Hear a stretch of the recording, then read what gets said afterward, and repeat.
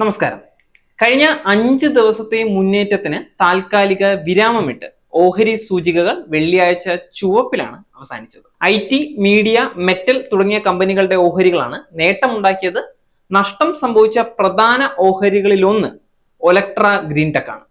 NSEയിൽ ഏകദേശം 3.66% ഇടിവാണ് ഓഹരി നേരിട്ടത്.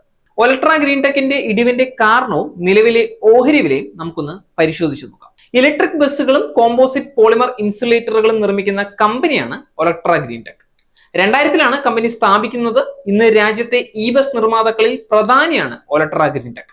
നിലവിൽ കമ്പനിയുടെ 1500-ലധികം ബസ്സുകൾ ഇന്ത്യൻ നിരത്തുകളിൽ ഓടുന്നുണ്ട്. Insulator division, bus division, truck division എന്നിങ്ങനെ 3 വിഭാഗങ്ങളിലൂടെയാണ് കമ്പനി പ്രവർത്തിക്കുന്നത്. മാർച്ച് പാദത്തിൽ കമ്പനി ദുർബലമായ വരുമാനം രേഖപ്പെടുത്തിയതിന് പിന്നാലെയാണ് ഒലക്ട്ര ഗ്രീൻടെക്കിന്റെ ഓഹരി ഇടിഞ്ഞത്.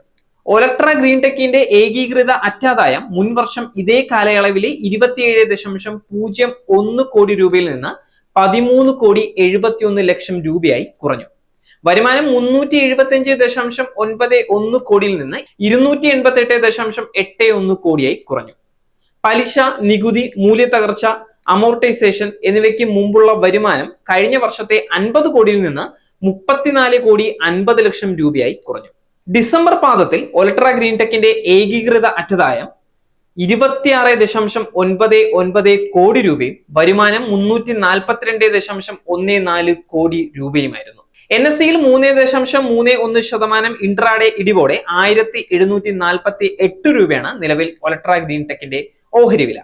കഴിഞ്ഞ ഒരു മാസത്തിനിടെ 9.21% ഇടിവും ഓഹരി നേരിട്ടിട്ടുണ്ട്. അതേസമയം 6 മാസത്തിനിടെ 53.83% മുന്നേറ്റം ഉണ്ടാക്കാൻ കമ്പനിക്ക് സാധിച്ചിട്ടുണ്ട്.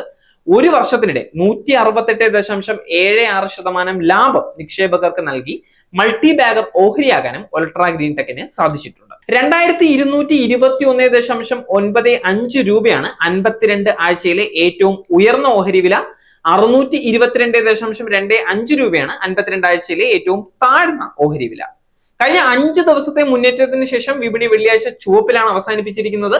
BSE സെൻസെക്സ് 609.28 പോയിന്റ് അല്ലെങ്കിൽ 0.82% ഇടിഞ്ഞ് 73,730.16 എന്ന നിലയിൽ എത്തിയിട്ടുണ്ട്.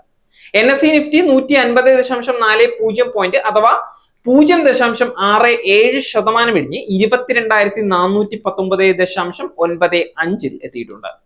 ആഗോള വിപണിയിലെ സമ്മിശ്ര പ്രവണതകൾക്കിടയിൽ നിക്ഷേപകർ ബാങ്കിംഗ്, ഫൈനാൻഷ്യൽ, കൺസ്യൂമർ ഡ്യൂറബിൾ സ്റ്റോക്കുകളിലേക്ക് ശ്രദ്ധ കേന്ദ്രീകരിച്ചതാണ് ഇടിവിന് കാരണമായിരിക്കുന്നത്.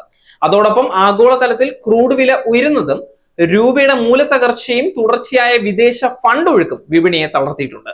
Bajaj finance, Bajaj Finserv, IndusInd bank, Nestle, Kotak Mahindra bank, Mahindra and Mahindra എന്നിവ നഷ്ടത്തിലാണ് അവസാനിപ്പിച്ചത്.